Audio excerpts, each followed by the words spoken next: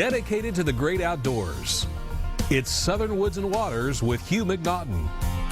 Southern Woods and Waters is brought to you by Gander Mountain, Greenform Construction, the Burns Insurance Group, Cunningham Buick GMC, Nashville Marine, America's Motorsports. And now, here's Hugh. All right, welcome everyone to Thursday night's edition of Southern Woods and Waters, and we've got a great show for you tonight. I have one of my best buddies in the whole wide world. He keeps what's going on over there in Hartsville and Lebanon and Mount Juliet area and all over that side of town, and that is Larry Woody, the one and only. Let's widen out and introduce Larry. Thank you so much for being on the show, buddy. You enjoy it. You got a new set here. This is comfortable. I do. This is. If I nod off, you just nudge me. I got you. Larry, just so good. You spent so many years with the Tennessean. You retired from the Tennessean, and like you said, they put a little bitty blog in the paper that Larry Woody was leaving the Tennessean, retiring, and the very following next week you were working for the Lebanon Democrat. Yep, Lebanon Democrat. My retirement lasted about 4 days, but it's been a great experience. It's a newspaper syndicate, and my columns carried locally in Lebanon, Mount Juliet, and Hartsville paper. Right. And like I said, I'm not getting rich doing it, but I've made so many good friends up in that area, Lebanon, Mount Juliet, Hartsville, and got a lot of good deer country and turkey country, and made some good fishing buddies. And now, does he go to Red Bowling Springs? Does he get not quite that far? Not quite that far. Hartsville's kind of our boundary. Well, we sure do get a lot of viewers from Red Bowling Springs and Hartsville area, and we always try to shout out to them, but you keep them up to date with what's going on in the world of hunting, fishing, outdoor trap shooting, all kinds of environment conservation. Yeah, everything. And I still do some magazine writing, Hugh, for the Tennessee Wildlife Resource magazine, and a few regional and a couple of national magazines. So I still, as my wife says, I still have my Bubba beat in fishing and do a little auto racing. Still do some auto racing riding.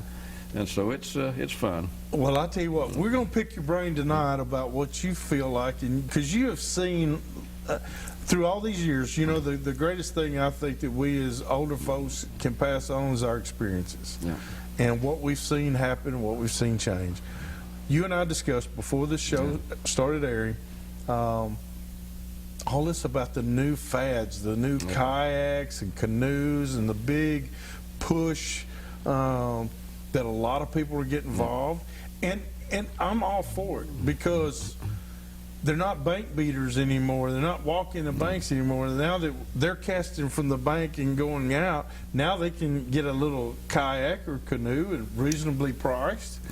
And now they can be out there in the water throwing back towards the land like the guys with the $50,000 bass boats. Like Hugh McNaughton. Well. But no, you're right. There's a lot of great advantages. First of all, they're economical. You don't have to have the boat, the motor, the trailer, the hassle of pulling a boat and a trailer through Nashville traffic. You don't have to fill it up with gas or charge your batteries. That's right. You don't have to fill it up with gas. And the convenience-wise, it's great. Right. And in fact, I've even contemplated getting one at some point. Now, the problem is, like we were talking earlier, Hugh, is the congestion on the lake. And these kayaks, they were made for piddling around the bank, sticking close to the bank, and maybe quiet little secluded coves and little pools fairly close. They weren't made for going across Percy Priest Lake. No. That's too far out. And but they're doing it. But they're doing it, and as you said when you called it today, Hugh, it's so unsafe. And I've fished Priest a lot.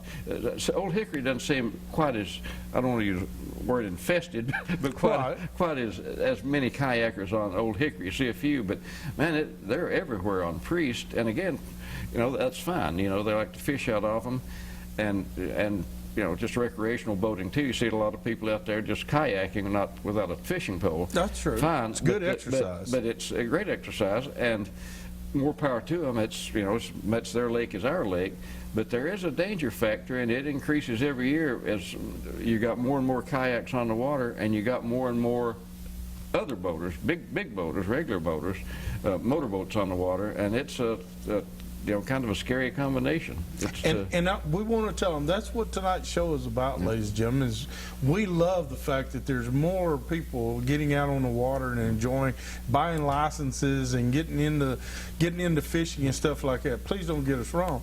But along with that, I think you got to have some type of responsibilities, and much as a person with a $50,000 bass boat or a $300,000 cabin cruiser, there is some responsibilities that go along with that.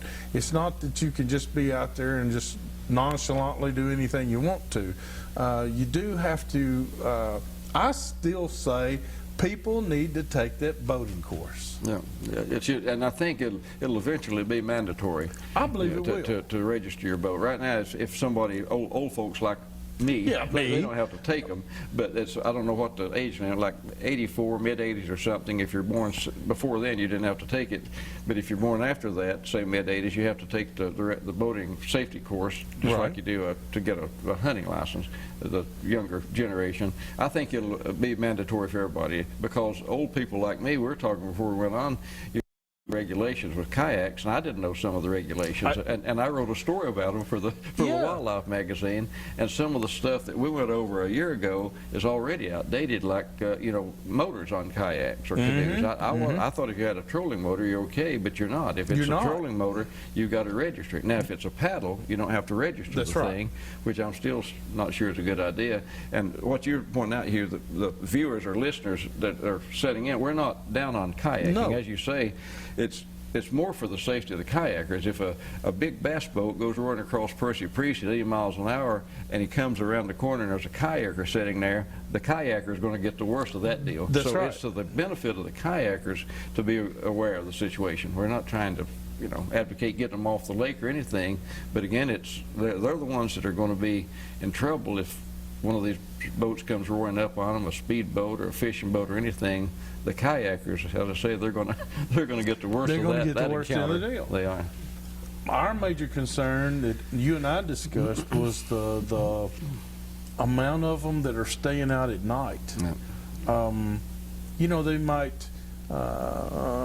Certain lakes like Dale Hollow and some of those others, you get a permit for an island, or Percy Priest, you can get a permit for an island, go camping, you carry your canoe, whatever you want to do to get out there. But then midnight's not a great time to go out there when you don't have any lights, and there's always a tournament going on Percy Priest and Old Hickory. Just nearly every night. There's Monday night tournaments, there's Tuesday night tournaments, there's Thursday. I mean, heaven forbid there should be a Thursday night tournament. and they don't go slow either. No. When they drop that starting flag, it's like a NASCAR race. Then when it's almost check-in time, it's like another NASCAR race to get back to the dock. You don't want to be caught between a bass fisherman and the weigh-in, particularly if he's had a good night. If he's had a good night, but you don't want to be that gets back to some of those kind of vague, hazy regulations we're talking about, because when I did the magazine story... I want you to hold. Because we're going to hold that thought, because we're going to talk about that here in this second segment. Right now, we're going to go to our Deal of the Week. And this week's Deal of the Week from Southern Woods and Waters is you got to go by Nashville Marine and check this out. This is a 2016 G3 1756 SC, and it's a side control that's 17 foot 5 inches long. I don't know what the 6 stands for, and it has a 2016 Yamaha 60 horsepower 4-stroke engine, and it is in the Mossy Oak breakup. Great pan fishing, crappie fishing rig, lightweight. Duck hunters would love it, deer hunters would love it. You can skip the islands if you want to. That's always a good deal. So check them out, Nashville Marine, where all you have to do is just add water. Okay? All right, hey, we want to also tell you about, go to our Facebook page.